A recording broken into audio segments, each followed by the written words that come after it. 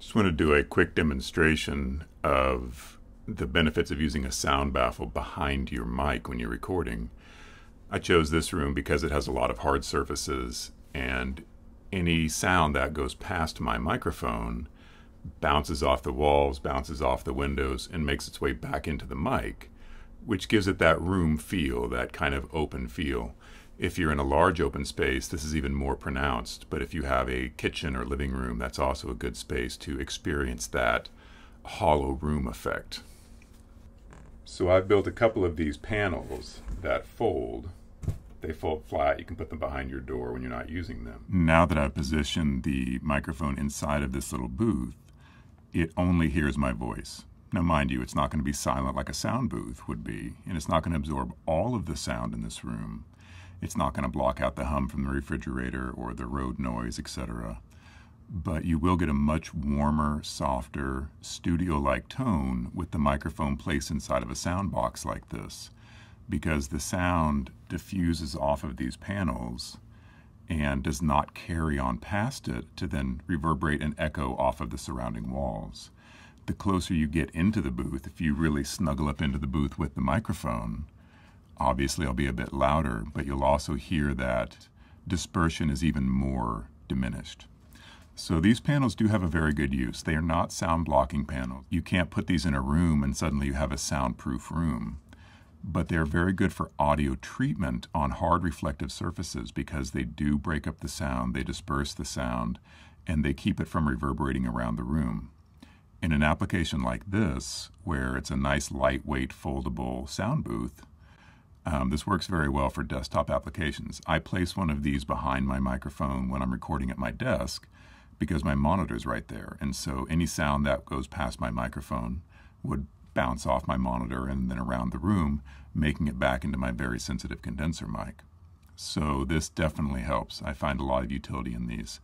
This was very cheap. It cost about 20 to 30 bucks to make, depending on the foam that you buy.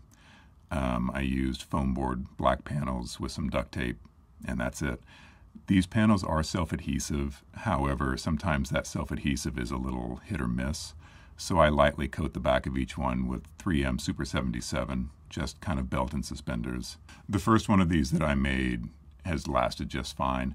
I wanted a slightly larger version with longer sides for better side isolation, and this is perfect. This is just high enough so that it covers my monitor, keeps me within the booth.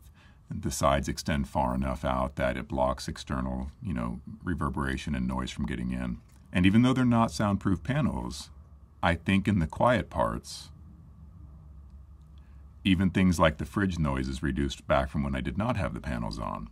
So I'm going to pull the panel down real quick and do a live side-by-side. Now I haven't moved at all, except that I've moved the panel. And I think you'll definitely hear the difference in tone and timbre in my voice, and you will start to hear those room echoes again. Smudge the kitten would like to say hi. I know, baby girl. Down you go. So yeah, I hope this helps out, and I'll make a very quick tutorial, but I think you can figure it out pretty easily. For this sound baffle, I used 3 pieces of Elmer's foam board. I used the 18 by 24 inch size. It comes in smaller sizes as well. You can pick this up at a local craft store. You can make it out of 2 pieces. If you cut one of the pieces in half, those short side pieces then become your sides and you have your centerpiece. You'll want to build it to accommodate your space and your desk. I wanted longer sides, and so that required 3 pieces, which is a bit of a pain because they come in 2 packs. But if you buy 3 packs, that gives you enough for 2 soundboards or additional sound baffles that you can place around your room in front of other hard surfaces. So it's not really a waste of money for me in my application. When you're taping it together, it's important to leave space, as shown here, about a 1/2 inch, give or take, because as it folds, if you butt the ends together before you tape it, you won't be able to fold the boards. Another way to do it is to hold the boards like a book, hold them face to face, and then put the tape on the back so it's centered. That way when you try to fold it in half, you won't be trying to work against the tape as it folds. I put 2 pieces on each side just for a little bit of extra durability. Make sure that it opens and closes fully. You should be able to fold it completely flat either direction. Once the foam is installed, you won't be able to fold it completely on the foam side, but you can then turn it around and fold it almost flat on the flat sides for storage. Mine fits nicely behind a door. These are foam panels that I bought off Amazon. I believe it was 12 for $20 or so. When they come, they are compressed.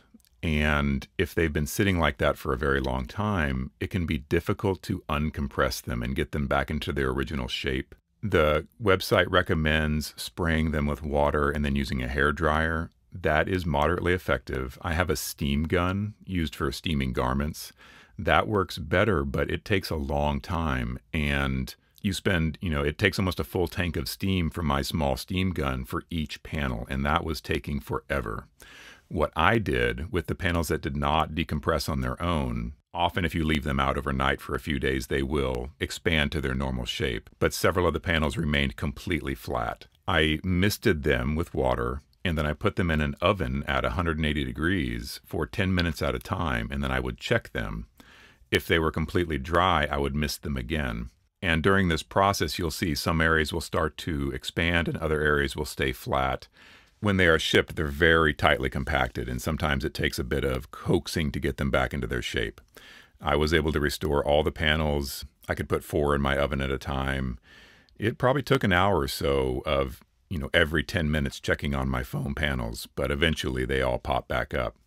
Another company that I ordered from, when I set the panels out overnight, they all expanded except for 2 of them, and I used the steam method to expand those. So if your panels don't expand, don't worry, you can get them fully expanded. When you place the panels on the board, just like when you're placing the boards together, you need to leave space at the hinges. Otherwise, you will not be able to fold the panel together. So with a little bit of trial and error, you will see how far apart the foam panels need to be in order to allow it to fold closed. I think it's about 1 inch for my panels. Your panels will vary. These panels are self-adhesive. They have a peel and stick back, but the oven process, the steaming process, and then even panels that expanded on their own, the self-adhesive nature of these panels is kind of iffy. And so I just gave each panel a quick spray with 3M77. It's a spray adhesive. Just a light spray on the back of each panel gives me a little bit of assurance that they will never fall off. It's very tacky, so once it touches each other, they're stuck forever. So be careful as you're placing them, but they're made out of foam. So there's a little bit of forgiveness as you're placing the panels, and it does not have to be perfect. And then this is how I have it set up on my desk. It may look out of balance, but it's not. There's plenty of weight on the back panels to keep it set just like so. I find that this works very well for me, and as demonstrated in the video, it does change the nature of the sound going into the mic. It's much quieter, warmer. It gives it, no room noise, and I've had a lot of success with this very simple setup. I hope this helps out.